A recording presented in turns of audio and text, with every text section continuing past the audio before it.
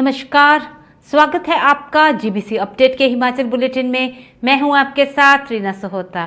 आइए नजर डालते हैं आज की खास बड़ी खबरों पर। सबसे पहले सुर्खियां। एक युग का अंत हो गया, उनके योगदानों को हमेशा याद रखा जाएगा। सीएम सुक्खू ने पूर्व पीएम के निधन पर जताया दुख। हिमाचल प्रदेश हाईकोर्ट ने सरकार से पूछा, कहां गए राहत राशि के 76 लाख रुपए। अनुराग ठाकुर का मुख्यमंत्री सुक्खू पर पलटवार, बोले कोई सिद्ध कर दे कारोबारी से रिश्ता।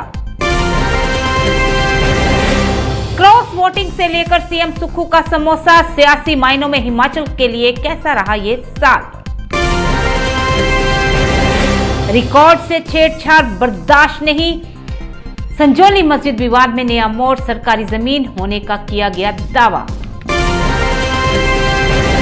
एचआरटीसी वोल्वो बस सैलानियों की पसंद, दिल्ली चंडीगढ़ से मनाली फुल होकर आ रही हैं बसें।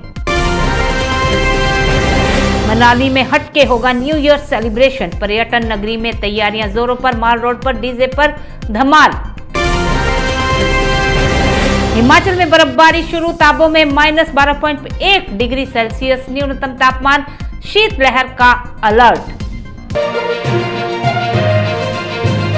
अब खबरें विस्तार से। पूर्व प्रधानमंत्री एवं महान अर्थशास्त्री डॉक्टर मनमोहन सिंह का आज देर शाम दिल्ली स्थित एम्स में निधन हो गया। हिमाचल प्रदेश के मुख्यमंत्री सुखविंदर सिंह सुक्खू ने कहा है कि उनके निधन की खबर से मन अत्यंत दुखी है। पूरे देश और कांग्रेस परिवार के लिए यह एक अपूरणीय क्षति है। आज भारतीय राजनीति में एक युग का अंत हो गया। उनकी दूरदर्शिता, सरलता और नीतिगत कुशलता ने भारत की अर्थव्यवस्था को नई दिशा दी और वैश्विक स्तर पर भारत का मान बढ़ाया।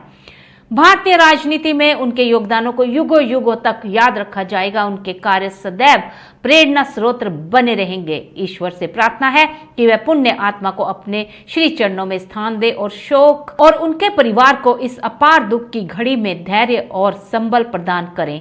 मेरी विनम्र श्रद्धांजलि। लुहरी प्रोजेक्ट प्रभावितों को सतलुज जल विद्युत निगम प्रबंधन की ओर से जारी 76 लाख की मुआवजा राशि के आवंटन पर उच्च न्यायालय ने राज्य सरकार से जवाब तलब किया है। हाईकोर्ट ने सरकार से पूछा है कि राहत राशि कहां गई। अदालत ने मामले में सरकार की ओर से दाखिल हल्फनामे पर असंतोष जताया है और न्याय मित्र को इस पर अपनी रिपोर्ट पेश करने के निर्देश जारी किए हैं। कोई सिद्ध कर दे कि उनका नादौन से किसी कारोबारी से रिश्ता है। यदि वोट डालने से रिश्ता होता है तो पूरे हिमाचल से उनका रिश्ता है। काम धंधे का रिश्ता उनके साथ उन्हें जवाब देना चाहिए। पूर्व केंद्रीय मंत्री एवं सांसद अनुराग सिंह ठाकुर ने सीएम सुक्खू के विधानसभा में ईडी की कार्रवाई के दायरे में क्रशर कारोबारी पर दिए गए बयान पर यह पलटवार किया है। अपने कार्यालय में शुक्रवार को पत्रकारों के सवाल में जवाब में उन्होंने यह बातें कही। उन्होंने चुटकी लेते हुए कहा कि यदि सीएम सुक्खू को यह जानकारी कि वोटिंग मशीन में कौन कौन से किसे वोट डाल रहा है तो यह बड़े प्रश्न खड़े करता है। यहाँ किस तरह के समर्थन की बात की जा रही है, यह अहम है।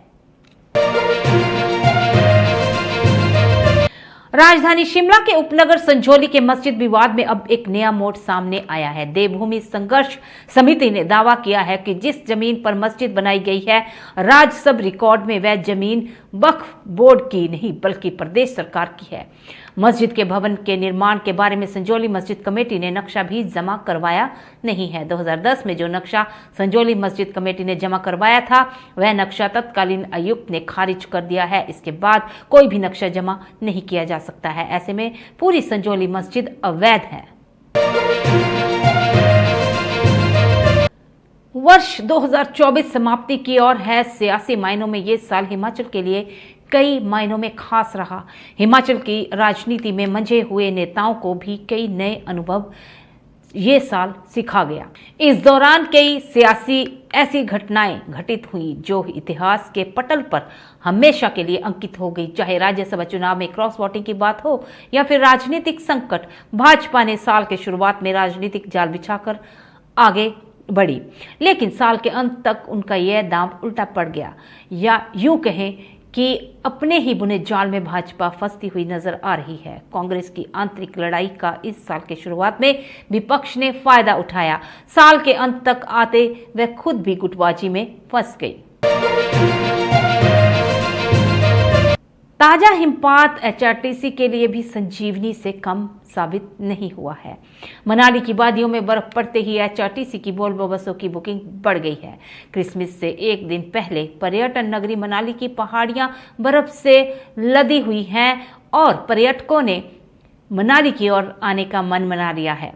वहीं एचआरटीसी की वोल्वो बसों में आना पसंद कर रहे हैं और दनादन वोल्वो बसों की बुकिंग कर रहे हैं। एचआरटीसी प्रबंधन कुल्लू की जानकारी के मुताबिक पिछले 3 दिनों से वोल्वो बसों को दिल्ली से लगभग फुल सवारियां मिल रही हैं। कुछ सीटें अगर खाली रहती हैं तो वे चंडीगढ़ में आकर भर जाती हैं और पर्यटक दिल्ली व चंडीगढ़ से सीधा मनाली वोल्वो बसों में सफर कर रहे हैं।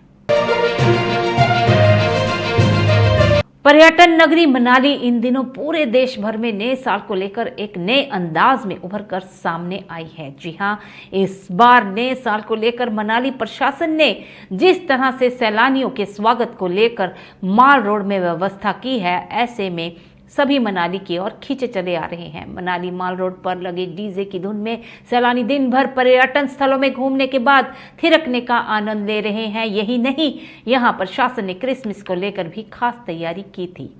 उसके बाद से मनाली घूमने आने का क्रेज और ताजा बर्फबारी होने के बाद बर्फ को नजदीक से निहारने के लिए और भी क्रेज बढ़ता जा रहा है। मौसम की ओर चलते हैं तो एक हफ्ते के बाद जिला कुल्लू व लाहौल घाटी में मौसम फिर से बदल गया है। पहले से ही दुश्वारियों का सामना कर रहे जिला वासियों की मुश्किलें अभी और सताएंगी। शुक्रवार सुबह से ही रोहतांग, कुंजुम दर्रा सहित ऊंची चोटियों में बर्फबारी का दौर शुरू हो गया है।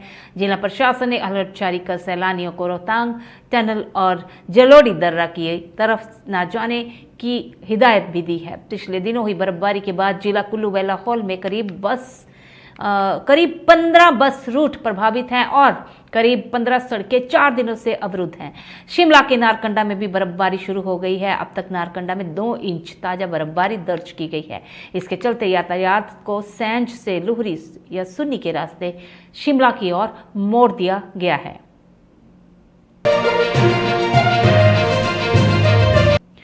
हिमाचल अपडेट्स में आज के लिए बस इतना ही। जुड़े रहें हिमाचल की ताजा तरीन खबरों के लिए जीबीसी अपडेट के साथ। तब तक के लिए जय हिमाचल, जय भारत।